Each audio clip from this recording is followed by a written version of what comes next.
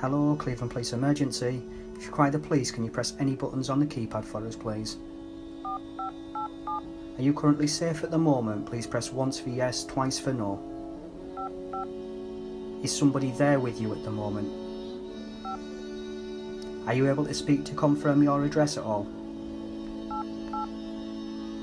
Is the phone that you're ringing from at the moment registered to the address that you're currently at? Okay, we're going to get hold of your phone provider and get your address and get the police travelling to you as an emergency. If you want to leave the phone open so that everything gets recorded, please do so. If not, you're free to clear the line and the police will be with you as an emergency very shortly.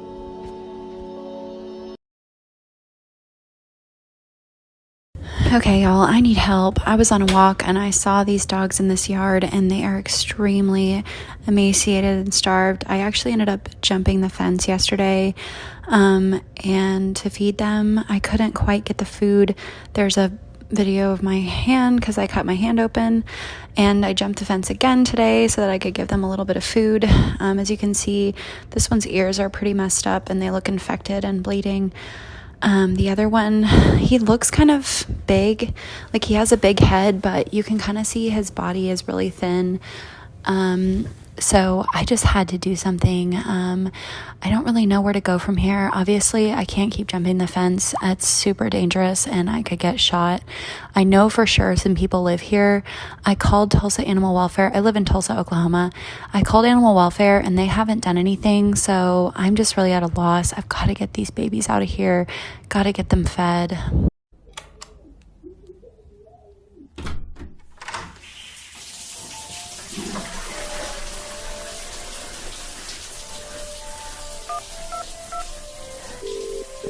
Emergency, which service do you require?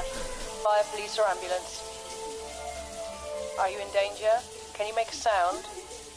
If you can't speak, dial 55. I understand. I'm putting you through to the police now. You're through to the police.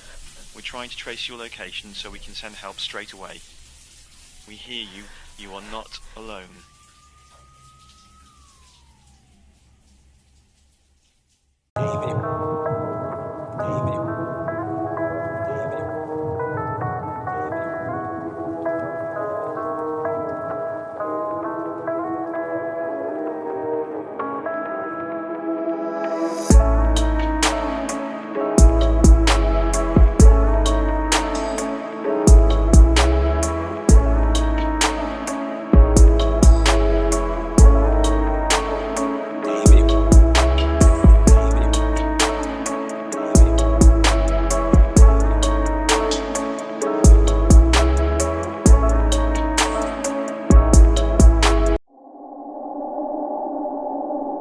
Jordan Wolfson talks about violence. His most successful works are moving sculpture as they demand the same space and attention as an actual human. Objectification breeds violence. Unlike classical depictions of women with averted gazes that allow viewers to stare without confrontation, this one stares back. The mirror adds a veil of safety for the audience, but it also makes them look at themselves as they continue to watch her, placing the viewer in the artwork. And it becomes a vital component in discussions about our own contribution to violence by voyeurism. The same is said about a cartoonish child suspended by chains and painted in vibrant colors that get stripped away from the abuse the form faces. Eyes flashing anger and pain, emotions that often morph into one another in abused children. Anxiety builds as you wait for the next round of abuse. This is How to Run Away. By the way, I'm so grateful that this series is getting a lot of attention. I hope this is helping people. Also, for legal reasons, I'm not encouraging you to run away. First, you're going to want to make a list of places that you're going to want to go, whether it be homeless shelters, friends' houses, cheap hotels, etc. Then you're going to want to put that paper in a bag and fill that bag with essentials. Any form of identification, so birth certificate, ID, driver's license, etc. A change of clothes, food, water, and hand sanitizer. You're not going to have a lot of space for food, so you need to get dense, high-calorie food. So peanut butter, protein bars, nuts, anything like that. And I cannot stress this enough, if you don't have anywhere to go, if you don't have a friend that you can stay with, you're gonna need money. I'll be making a part 2 to this and also a video on how to accumulate money in an abusive household when you're not allowed to work. Anyone else's best friend abuse them when they're laughing.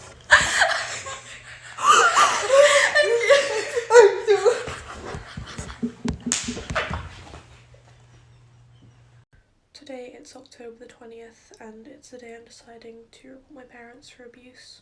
It's October the 24th today and we're bumping up the report date to November the 9th because it was originally meant to be just after Christmas, but this is the place I'm staying at now. I'm at my boyfriend's and this is where I'll be staying for lockdown. Today is November the 2nd and I'm doing a lot better. I've been staying at my boyfriend's for about a week now. I feel okay. I've had a few emotional breakdowns and I've just spent my time going through voice recordings for evidence. It's November the 16th, exactly 1 week after our report date, and I've not been doing good.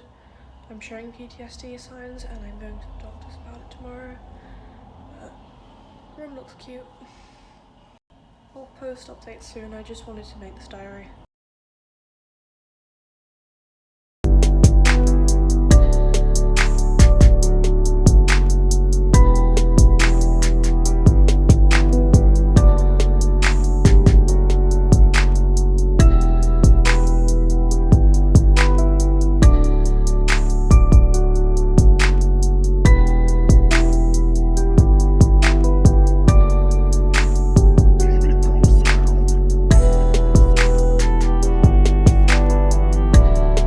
If you wanted to make it 2 more kids, you can't afford it, okay?